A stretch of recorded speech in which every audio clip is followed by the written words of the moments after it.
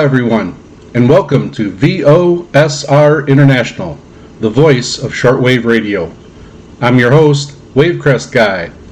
This broadcast is being transmitted through WRMI, Radio Miami International, in Okeechobee, Florida, on 9455 kilohertz. We'll start out this broadcast with some announcements. First off, this is the first broadcast of our new every other week schedule. So there will only be one rebroadcast, and then they'll be followed by a new broadcast. With that, in the past, I've been posting the original files to the broadcasts on my VOSRinternational.com page and over on YouTube on my channel at Wavecrest Guy. And I've been waiting a while before I posted those. Now I'm going to go ahead and post them sooner. We'll have more shows, and it's going to build up a little bit quicker. And there'll probably be some times where people can't catch the original broadcast or even the one rebroadcast. Conditions or just life gets in the way. So you'll be able to go over there and catch those on VOSRinternational.com. And you'll be able to get them right away. As soon as the rebroadcast is complete, I'm going to go ahead and post those over there. The next part here is on the guest segments. We've had pretty good response, people getting back with me on wanting to do a guest segment, and you'll hear that today. We've got a couple guests, and we actually have our first returning guest, Ancient Grass 5121, will also have a segment on today. In thinking about the guest segments, there are a couple specific ones that I'm kind of looking for. I was thinking about having a segment about ham or amateur radio, and it's a part of shortwave. I don't want to turn this into a ham or amateur radio program, but we can definitely have a segment on that once in a while. And if there's somebody out there that has some good experience with it and can come up with ideas for segments, get a hold of me. I'd be happy to try to get them on the air. So send me an email at VOSRINT@yahoo.com. That's VOSRINT@yahoo.com. But if there's some Elmers out there who want to get involved, it's really easy to make a segment. It doesn't take a lot of time. There's a little bit of programming that I have to do to fit them into the show. So when you're producing the show, it's a little bit different than just doing a guest segment. So it's a little easier, and it doesn't take a lot of time. We can talk about topics, and there's a ton of topics that can be gone over. The second one I'm looking forward to is somebody with some tech experience. Who might have do some repairs on radios or do some troubleshooting, or just making some projects that help their shortwave, either building antennas or just other projects that have helped. Making simple repairs on the radios, and you could talk about which radios have certain issues and that type of thing. So if anybody has that type of experience, again, give me an email at VOSRINT@yahoo.com. In the subject line, put in tech segments, or if you're interested in the ham portion of it, put in ham or amateur radio segment, and we can go ahead and iron out how we want to do a segment, and we can get that moving and add those in. I'll add these in the same that I do with the programming segments, the radio segments, that type of thing, the equipment segments, guest segments. I'll just fold those in to broadcasts, so it doesn't have to be a big structure to it. So it won't take up a lot of your time. But go ahead and share that knowledge and get a hold of me so we can get that out and get it across the airwaves. And now on to the show. The first segment is going to be a guest segment. It's actually going to be two. This is kind of unique because we have two brothers that want to share their story about shortwave radio and how they got involved with it and how it evolved. And they are twins. So the first segment here is going to be Gerald, and followed by Gary. And I will do a brief introduction for Gary when we get to his segment. So here is Gerald.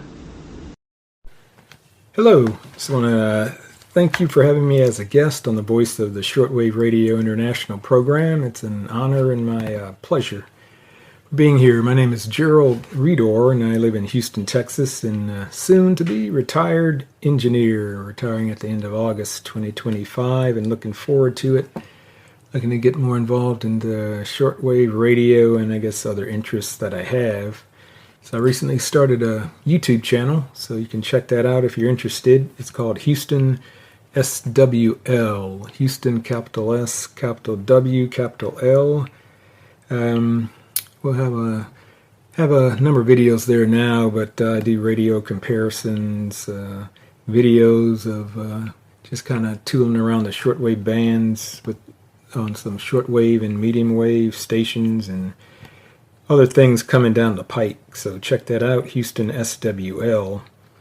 So thinking back, I had to go check my old logbook that I had when I started listening to shortwave to determine when I actually started. So I guess I went and looked. Surprisingly, I still have the logbook, and it was back in November 1977 was my first log entry. So that would have made me 15 years old. So some of the entries in there were Radio RAE from Argentina, Radio RSA from Republic of South Africa, Radio Switzerland, Nigeria, Radio Peking.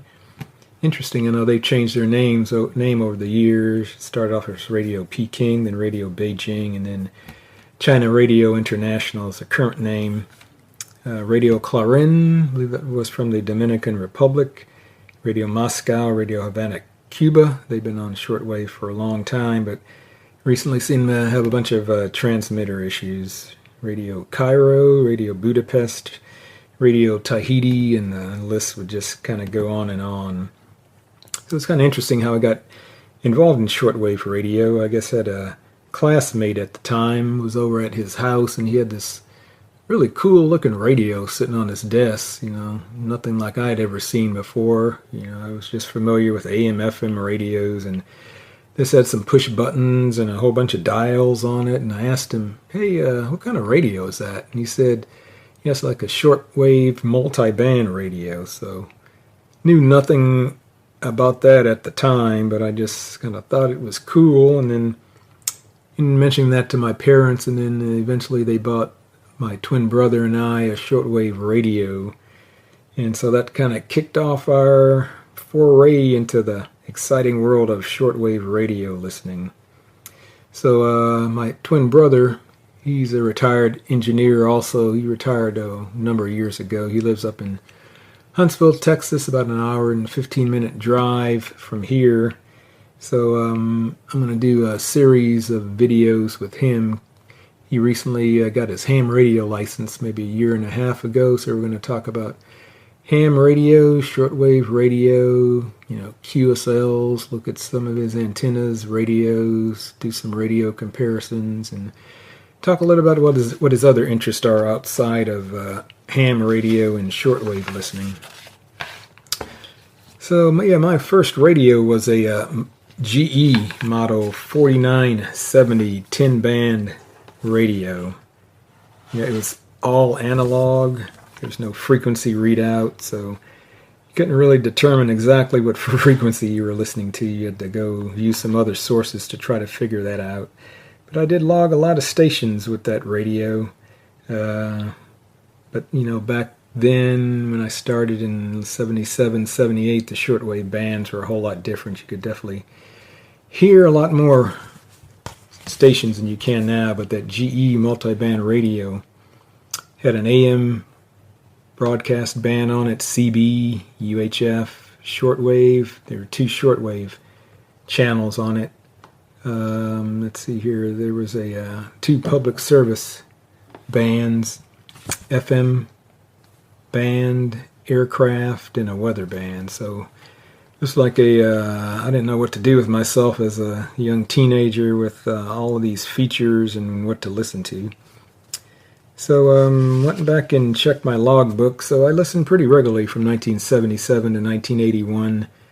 Was sporadic off and on from there, and then from 87 to 88 I listened pretty regularly again. Log more stations, got more QSL cards, and it was kind of off and on from 1988 until maybe about 2 years ago when I started getting back into the hobby.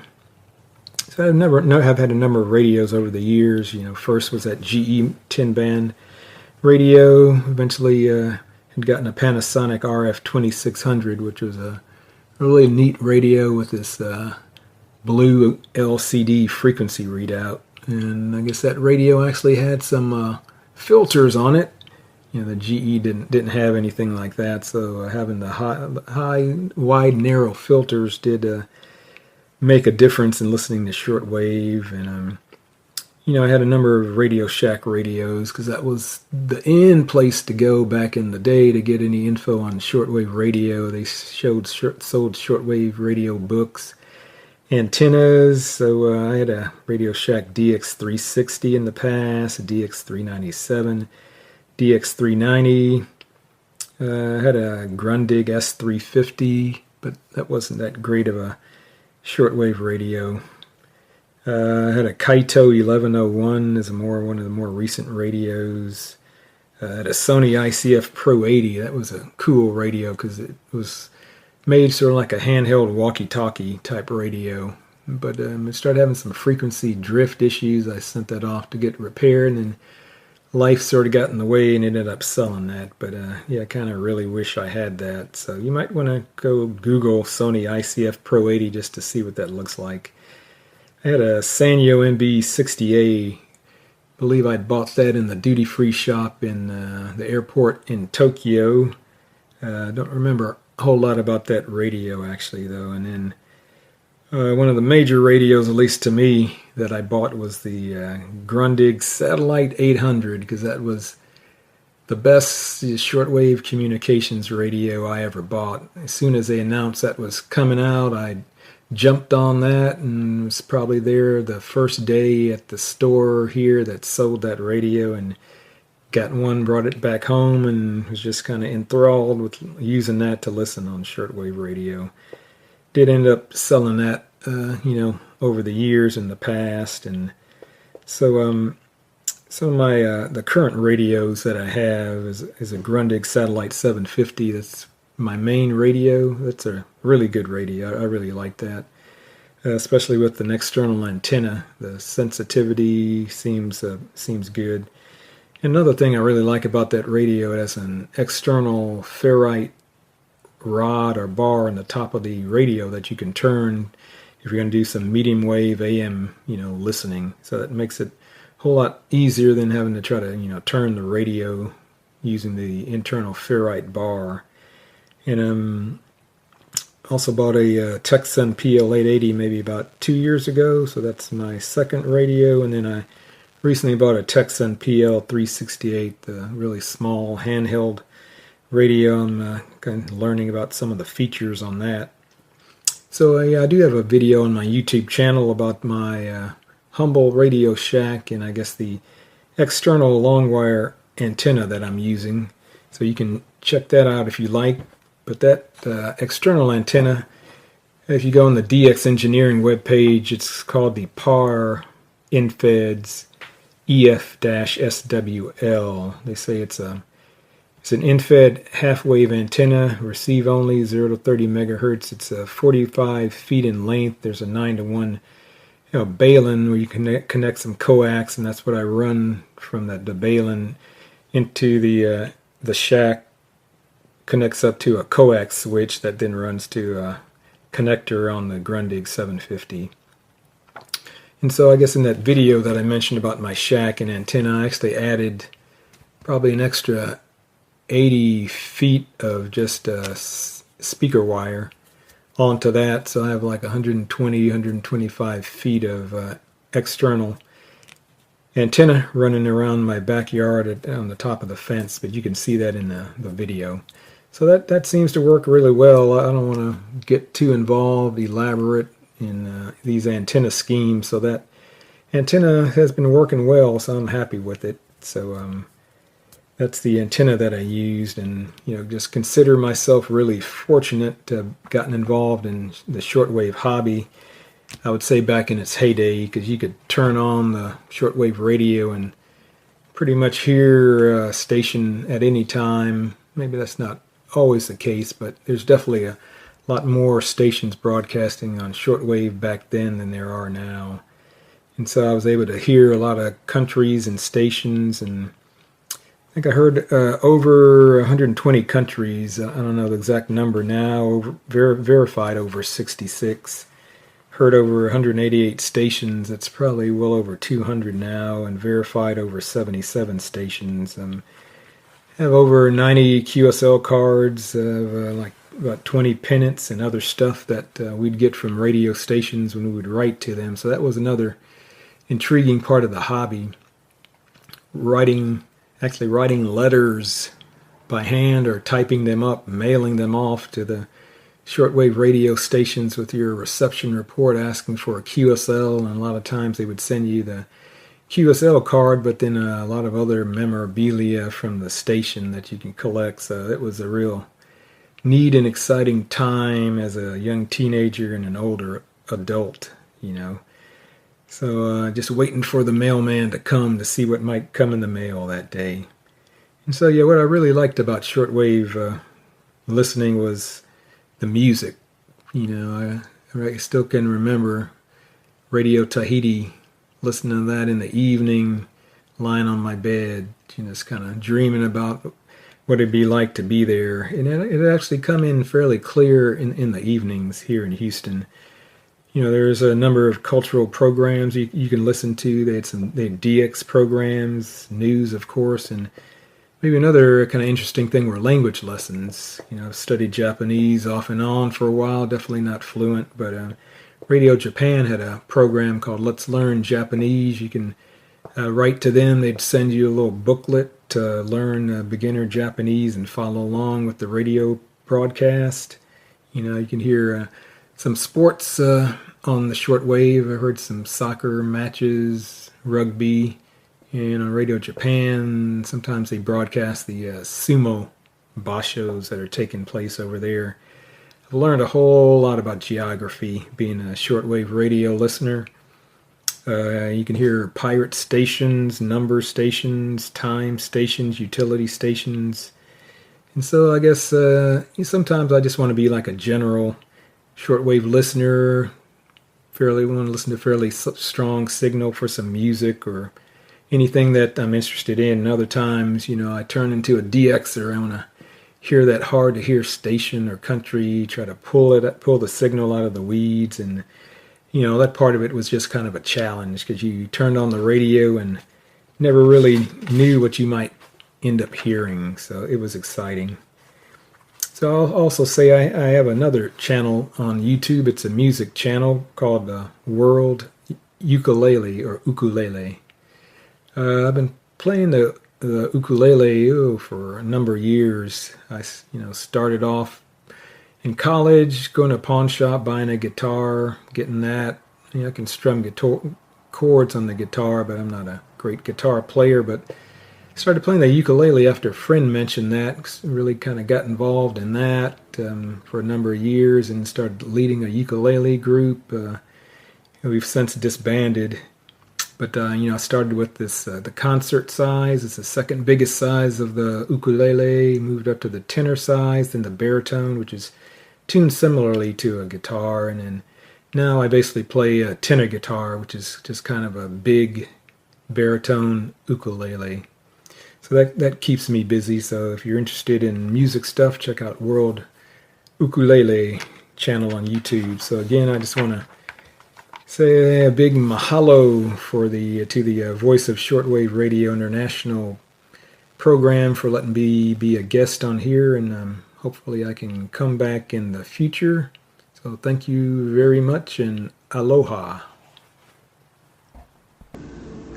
Big mahalo for that segment, Gerald. Now this next segment is going to sound eerily similar. It's uncanny how their voices sound the same. But we'll move on to his brother Gary's segment. Hello, and hey, thanks for inviting me on the show. I'm glad to be here, glad for the opportunity. My name is Gary Redor. I live in Huntsville, Texas, which is a small city about 1 hour north of Houston. I'm a retired civil engineer. I worked for the city of Houston for 30 years, and about 10 years ago, I was lucky enough to be able to retire. So I'm enjoying my retirement years and wanted to talk to you a little bit about my history, background, and love of shortwave radio listening. So I guess my story begins around 1977. I have a twin brother, Gerald Redor, and I think he's going to be on the show as well, and our experiences overlap a lot. But back in 1977, I was 15 years old. We got a multi-band radio. Gerald seems to remember how we acquired that. I don't remember, but I remember it was new to us. I think our parents got it for us. And it had all these bands on it. Besides AM and FM, it had something called shortwave radio, which we didn't really know anything about, but started to listen to that. As impressionable teenagers, we started hearing stations coming in our little bedroom in Houston, Texas, from all over the world. And boy, we were just fascinated and enthralled, and we were really hooked. I love learning about new cultures and customs and that type of thing, and we ate this up like candy. It was a cheap analog radio. I don't even remember the brand name. It wasn't a major brand, and you had to turn the tuning dial, no digital readout. So it's a little tough to know what exact frequency you were tuning into or listening to, but we didn't know any better. We were hearing stations coming in from China and Russia and Radio Tahiti in the South Pacific, the Netherlands, almost any continent and country you can think of.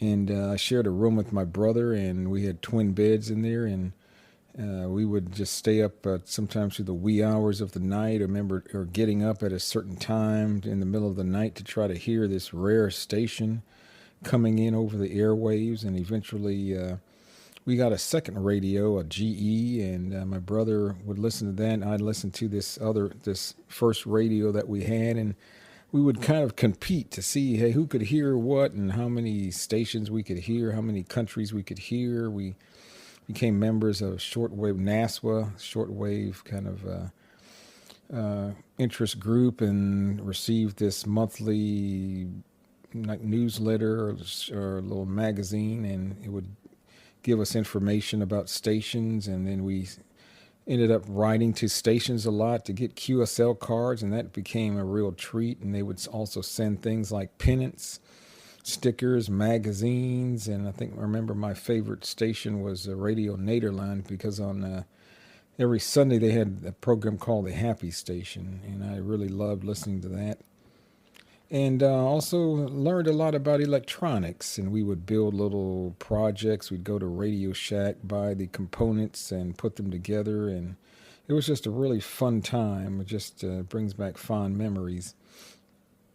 But then this was, I guess, during junior high school, then when we in high school. But when we ended up going to college, and like in 1980, we didn't really have time to devote to shortwave radio listening, because the engineering program was quite demanding. So I stopped listening to shortwave.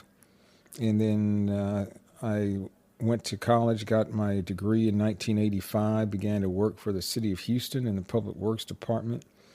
But I think around the late 1990s, I got back into shortwave radio listening for a couple years. I remember, I think back in the 2000, or in the year 2000, Grundig came out with the Satellite 800. I think my brother went out and he bought one, and he called me up, told me about it. I remember, I think that same day, I went down to the Sharper Image in the Galleria Mall and got mine, because it was just a hot commodity, and really loved using that radio. When we were listening to shortwave, I'll say this, you just had a long wire antenna strung out in the backyard, and worked wonders for us. But over the years, I had quite a few radios. I mentioned that Grundig Satellite 800. I had a Radio Shack DX375 and a Radio Shack DX397.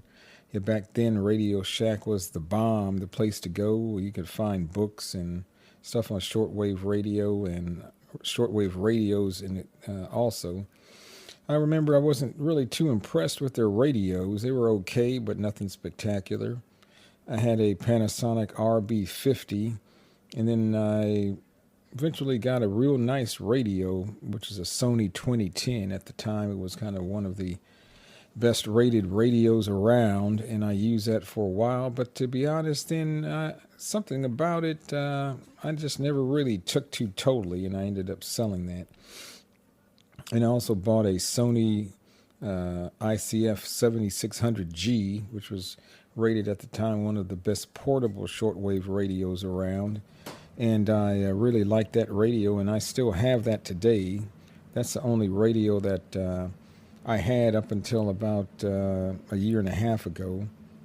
And then about a year and a half ago, I got into ham radio and got my entry-level license and bought a Yaesu FT710. And I put up in the backyard a infit half-wave antenna. And then a friend told me about a Delta loop, and I put up a Delta loop as well. And then I realized, hey, this Yaesu FT710 transceiver can also get shortwave radio. And I didn't really realize that, surprisingly enough. And I started listening to shortwave about a year and a half ago. And my brother Gerald got into that as well. Then he got a Texan PL 880, and I wanted something a little more portable. My Sony 7600G had some power problems. I couldn't use the battery compartment because I left some batteries in there for years, and they got corroded and damaged the battery compartment. So I can only use it plugged in with the power supply, but I wanted something portable I could take around with batteries. So I got the Texan PL 880, great radio. And then recently, about a couple weeks ago, I got the Chodosin DX286, and I love that radio.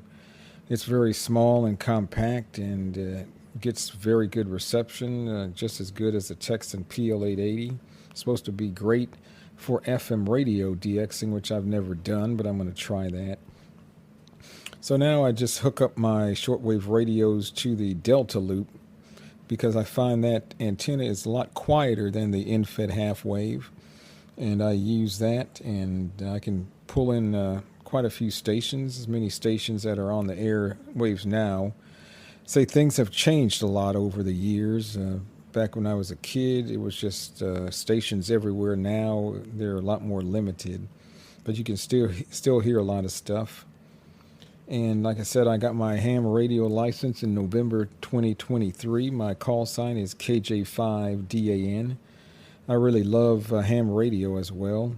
As an aside, I remember when I was as a teenager, I used to hear the ham radio operators all the time on SSB or single sideband. Thought of getting a ham radio license, but back then you had to learn Morse code, and I didn't want to do that. That turned me off.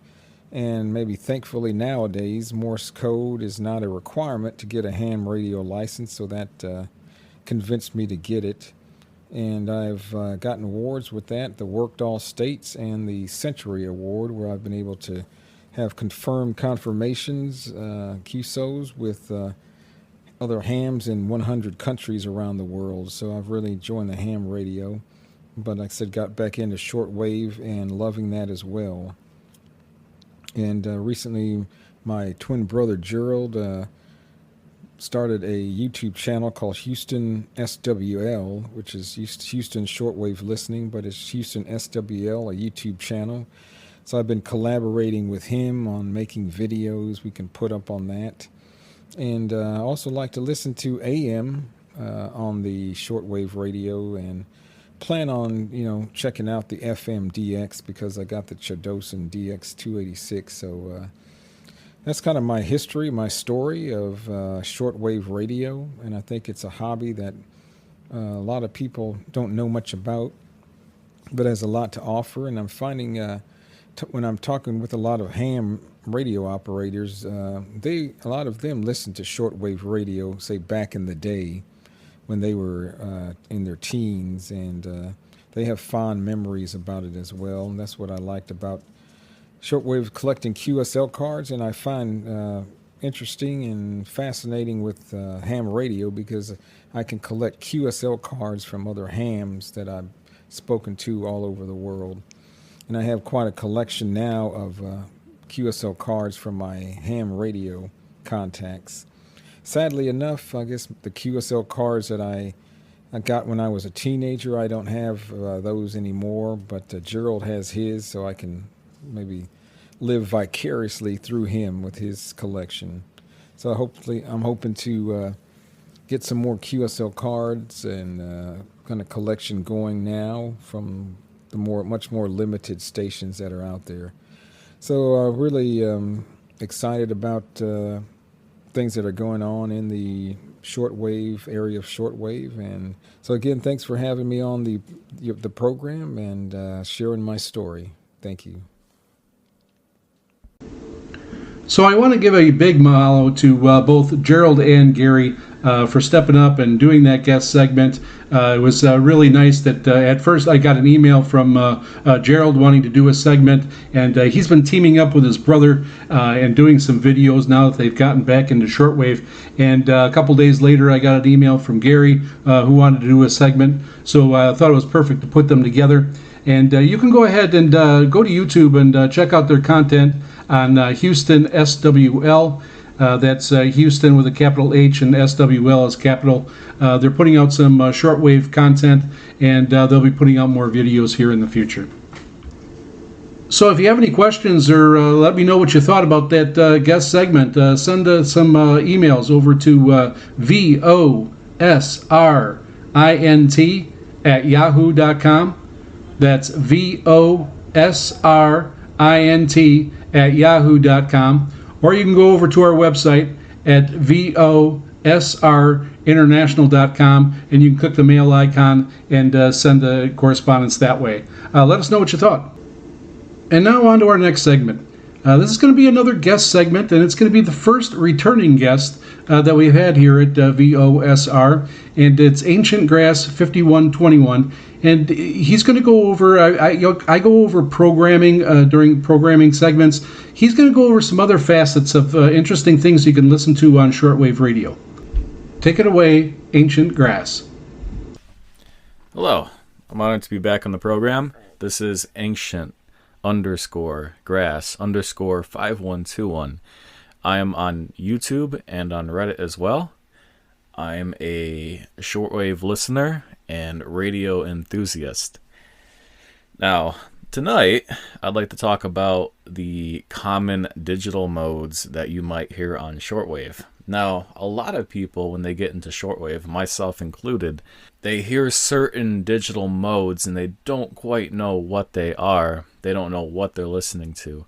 And tonight, I'm hoping to kind of have you listen to some of those modes and tell you a little bit about them. So there are a ton of digital modes, and we don't have time to cover them all in this segment or on this program, but I will do my best to cover the ones that I've heard quite often and that you might find very interesting.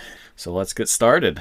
So the one I like to talk about is SSTV, or slow scan television. Now this is pretty interesting because you can actually decode slow scan TV over radio, and this is kind of common on the HF bands, on the ham bands, and on this station, for example, on WRMI. There's a program that I've heard that has what I've heard to be SSTV, and people can decode this SSTV and view an image that is transmitted over the air. The program that I use for decoding slow scan television, and the only one that I know of, is called MMSSTV. It's developed by a Canadian amateur radio operator, and it's a very good program. It's pretty much, you could call it plug and play, to where it automatically decodes whenever it hears slow scan television. You can use your computer's microphone,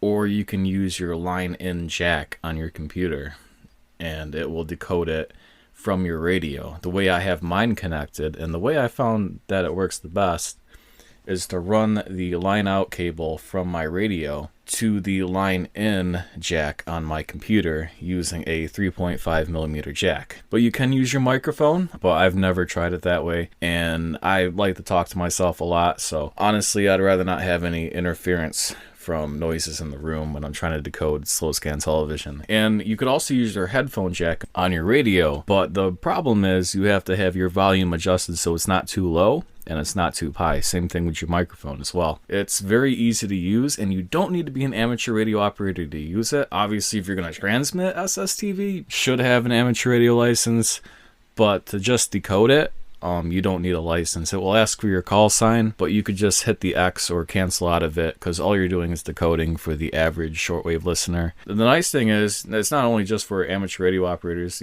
There's that program on WRMI that I've heard. And also, I've came across some pirates that use SSTV, and they transmit an image over the air, which I thought was pretty cool. I have a bunch of those saved onto my computer. The nice thing about the program is it lets you save whatever image, it lets you copy it, and then paste it below. There's like a spot for your images. And you can also just paste the image in the Paint, and you can convert it to a PNG file and save it on your computer, or post it on the internet, whatever you want to do. But yeah, that's SSTV. And the program is free to use, and you don't need to be a ham radio operator to decode these images. Speaking of decoding, the next program I'd like to talk about is FL Digi. Now, FL Digi is not so plug and play. You do have to set this up to take the audio from your PC's sound card.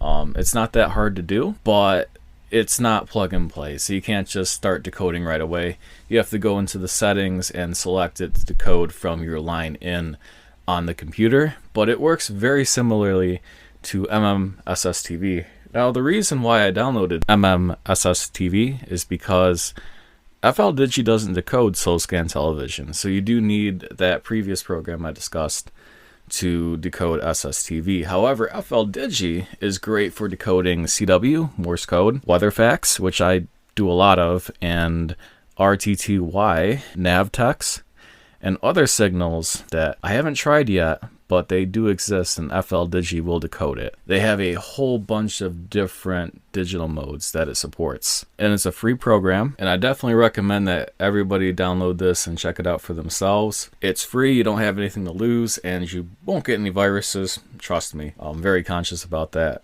But yeah, I use FL Digi a lot, and before we go any further, I would like to talk about some of the sounds that you're going to hear. And I'd like to play some of the sounds that you're going to hear over the radio, so that way you know what it is when you go to decode it, and you have an idea of, oh, that's what that sound is. Because I'm sure you've had that thought before where you came across something that sounds like aliens, and it's just some normal thing. So let's get into that. So the first one I'd like to talk about is called FT8. It's very common, and I see a lot of questions about it, like, what's this sound that I'm hearing? And I'm going to play you a clip of it so you know what FT8 sounds like.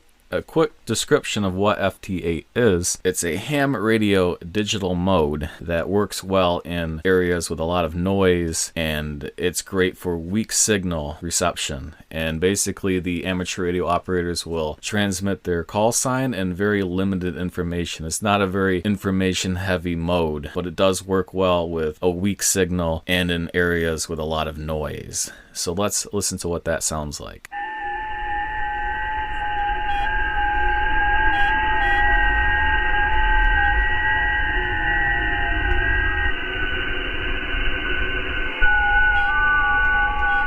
Okay, moving along, let's check out the sound of the HFDL, which is used to track airplanes. And this is a recording that I made myself, and a lot of people are into tracking airplanes, so let's check this out. So there you have it, that's the HFDL.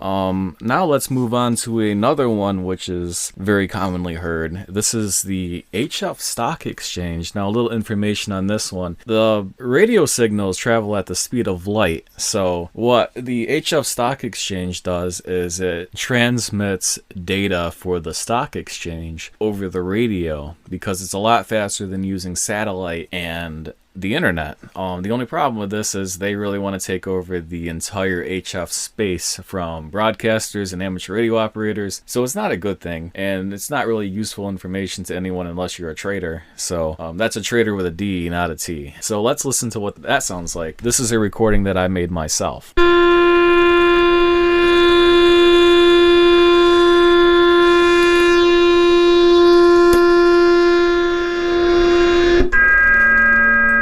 So you can see that's really loud and annoying, and it takes up about 30 kilohertz of space. So it's definitely a wide signal and very annoying to pick up. I guess it's not annoying if you're a trader, but you're not a trader, it's very annoying. Now we're going to move on to ALE, or ALE.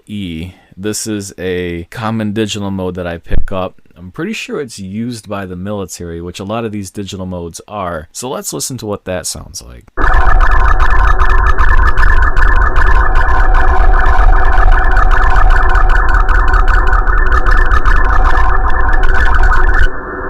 It's basically just a short burst of data that you can pick up, and I'm sure you've heard this. That's what it is. It's called ALE, and pretty sure you can decode this through FLDigi, but being the US military, it might be encrypted.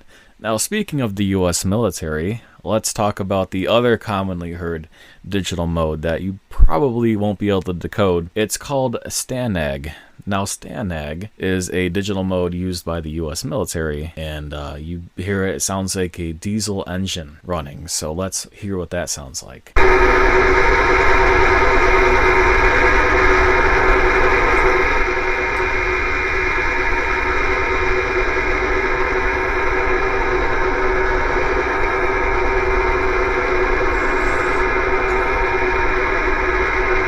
And that's STANAG. Now, let's talk about DRM. DRM is a digital mode used by broadcasters, and DRM is basically digital radio, but over shortwave. Now, if you don't have a DRM decoder, you won't be able to listen to the broadcast. It's not a very common mode because, you know, with shortwave, there's a lot of fading and a lot of things like that, so it's not good for digital because you have a lot of dropped packets. But let's listen to what it sounds like raw, and here it is.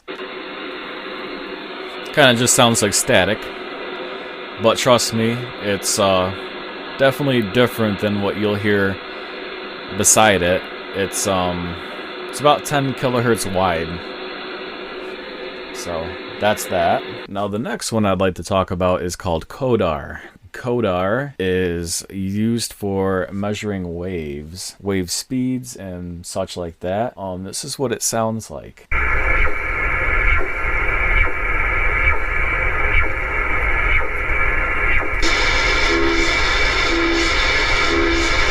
Now, as you can see, it kind of has that sweeping motion. That's the sound of the waves, and you pick this up a lot on shortwave. So if you ever heard that and was wondering what kind of strange signal this is, it's very simple, very explainable. So now let's move on to the next one. The next digital mode that I would like to talk about is called Navtex. Now, Navtex it's common to hear, and it's something that you can decode using FLDigi. This is Navtex that I received on 517 kilohertz, so technically medium wave, long wave range, but this is what it sounds like. And this is my own recording from my YouTube channel.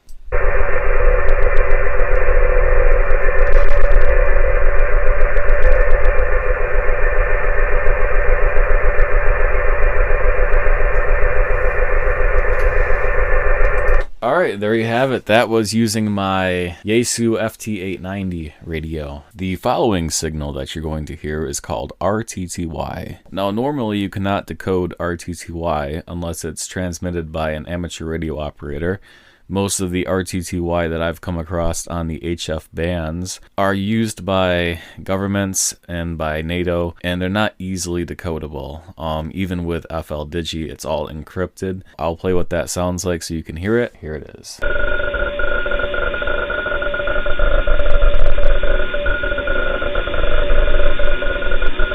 Now, last but not least, let's talk about slow scan television again. This is what it sounds like. Ready?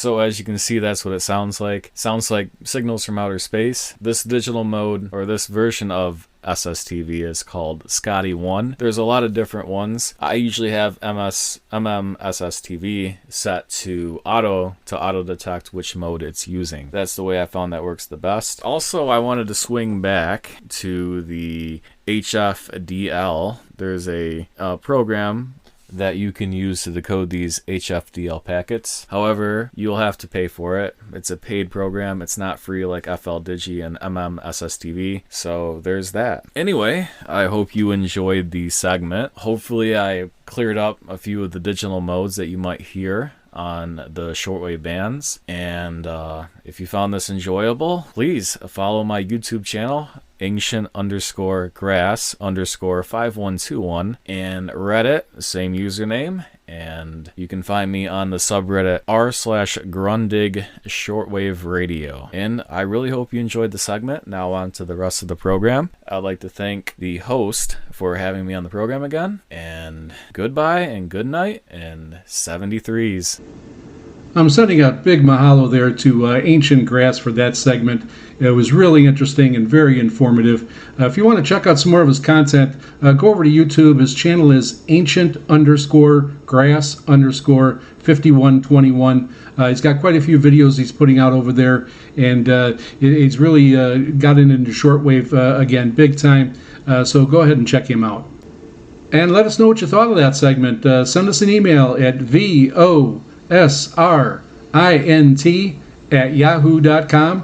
That's VOSRINT@yahoo.com. If you got any questions on that segment, there's a lot of information on there that might bring up some questions. So if you got any questions, go ahead and send those in, and we'll have Ancient Grass back, and he can answer and help out where he can. Also, check out our website at VOSRinternational.com. There's going to be updates in there for these segments. There's going to be updates for both Gerald and Gary. We'll have some pictures on there where you can check stuff out, what they went over during their segment. And the same with Ancient Grass. I'll have an update section there that you can go over there and check out what he went over during his segment. And now over to the mailbag segment. This seems to be a popular segment for everyone. Make sure you keep the emails coming in with reception reports. Remember, if you're going to send in a reception report, please put on the frequency now that we have two frequencies. If you heard it on 94.55, please enter that. And then if you listened on 15.770 kilohertz, put that in the message too. We appreciate any reception reports, any correspondence. We love getting the email. It tells us who's listening out there. And if you let us know your location, we can go ahead and put you on the listeners map, and you can check that out over at VOSRinternational.com. So our first email was from Andrew from Yucaipa, California. And he said that he had pretty good reception on his PL330 with a homemade PVC antenna. We were also his first QSL, so that's pretty nice. Hopefully he'll get many more. Dan from Tulare, California, was fairly clear with some wavering, and he uses a Sangen 909X2 with a PK loop antenna, and he's looking forward to our next broadcast. Then over on Discord, Master Player 30 from the rebroadcast of 523, he reports a plus 25 on a local SDR Play RSP1A with an MLA 30 antenna. Guillermo from Indianapolis, he reported good reception with an 8-meter random wire antenna. Then over on VOSRinternational.com, Toxic Camper from Kelowna, British Columbia, on a Texan PL360 reported good reception. This next one was actually through the WRMI website. Armando out of Las Vegas, Nevada. He thanked us for our wonderful programming. He especially liked the segment on WWVH. So thank you very much for those kind words, Armando. Christopher from McLean, Virginia. He's back listening to Shortwave after a 40-year break. That's a long time. So we want to welcome him back. He's listening with a Texan PL680 with a long wire antenna. Next is Brian from Athens, Georgia. Reception is loud and clear using his HF Plus Discovery with a 100-foot wire antenna array. Then from YouTube, Steve from Grants, New Mexico. He uses his ATS 20 Plus and a long wire, and he has a long wire array, and the signal was between 5.2 and 5.4. That is a 60-foot long wire array that he uses. Then on to from the website, Steve. No location was given, but he uses a Grundig FR200 and one AA battery on a 35-foot long wire. He had better reception than on his K9 VDK SDR that he was using from Illinois.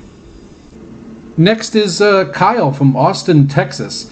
He really enjoyed the broadcast, the guest, Ancient Grass 5121. The signal was 30 over S9 using an SDR Play RSP1 with a DX Engineering RF Pro Active Receive Magnaloop A+ at 15 feet. There's a lot of people using those SDR Plays RSP1s, those Raspberry Pis. A lot of people using those. And he also has a FTX 3000 with an 80-meter doublet at 40 feet. So he was able to get good reception. He also gave a inquiry about being a guest. So Kyle, come on, answer back, and we'll talk over possibly having a guest segment here on VOSR. Next is Eric from Red Deer, Alberta. And he was using a Grundig 750 with an MLA 30 Plus. Reports a great signal. He had a SINPO of 54444. And he said it was an interesting show and very informative. Thank you for the kind words. And that was actually from a Facebook post. Next we have Harold via email from East Hampton, Massachusetts. He lists a SINPO of all fives, 55555, and this one was on frequency 15770 kilohertz. So this is our first listener there listing that show. That actually went out early. The 15770 kilohertz was actually supposed to start with the June 7th broadcast. It actually went a couple weeks earlier on a rebroadcast. So this one was a little bit before that. He said it was a great show, and he misses these types of programs on shortwave. He's been SWLing since 1967. And he used to listen to DX Party Line with a John Beck via HCJB, as well as Jonathan Marks on Media Network via Radio Netherlands. So he's definitely heard quite a bit of shows on shortwave, and hopefully he can get back into it now and start listening to a lot of the new content that's out there. Through YouTube, Trustin P9504 on the west coast of Newfoundland reports good reception using an MLA 30 antenna. He really enjoyed the program, and he's looking forward to tuning in again. Thank you so much for those kind words. Through YouTube, GLK001 did not give a location, but he reported good reception, and he was glad to hear some different programming coming off of shortwave nowadays. Again, I want to thank everyone for all the kind words about the show. Next, we have Frankie O's 23 from Mazatlan, Mexico. He'll be catching the show tonight. Aloha, Frankie O's 23, if you're listening out there tonight. From Discord, we have Moopsy from Kansas. Said the signal is loud and clear, 40 to 45 SNR.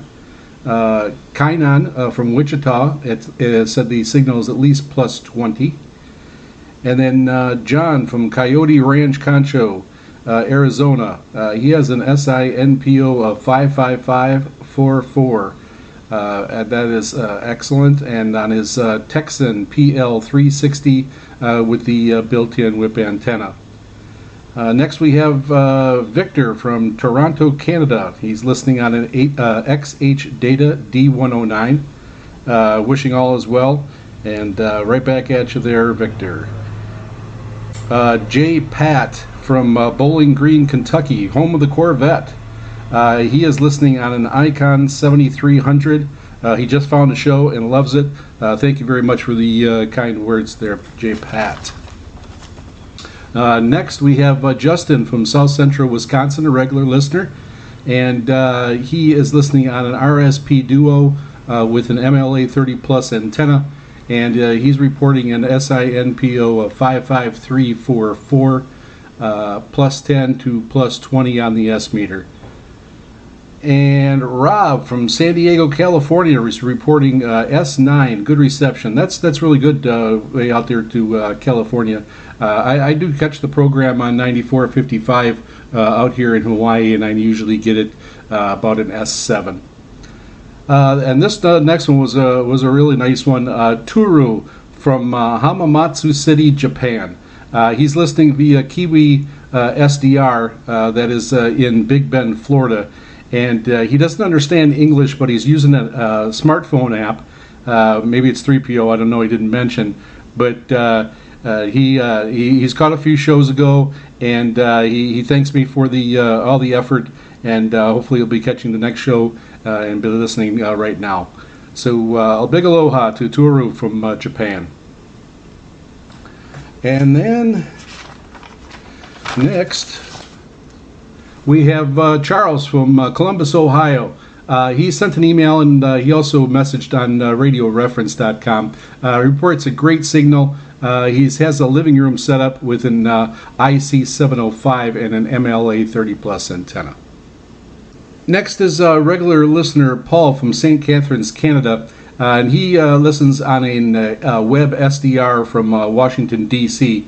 And he said he always looks forward to the show and the new content for every show. It's his favorite shortwave program. Thank you so much for all the encouragement, Paul. I do want to thank Paul also because he actually sent in a design for an EQSL card, and I started using that with this last batch of correspondence that went out. So we have a newly designed card with the Hawaii theme going out. So if you sent out a reception report before, you can start collecting new EQSL cards. If anybody else has a design out there, go ahead and send them in to me, and I'll get them in a rotation. I'll use them for a few months if I end up getting a lot of them, and then people can start collecting them. One request is we just want to leave enough space on one of the sides or down in one of the corners where I can add the person's name, the date, and the frequency. So get those sent in. Send them in to VOSRINT@yahoo.com. That's VOSRINT@yahoo.com. Also, I need to thank Paul because he sent in an AI picture of the VOSR broadcast booth, and it's one of those Lego sets. So go ahead and check that out. I'm going to put it on our website at VOSRinternational.com. Go check that out over there. I'll have the picture up. It was really neat. It was kind of cool. And that concludes this broadcast of VOSR International, the voice of shortwave radio. We are broadcast on Saturdays at 0300 UTC on 9455 kilohertz on WRMI, Radio Miami International. Until the next show, a hui ho, everyone.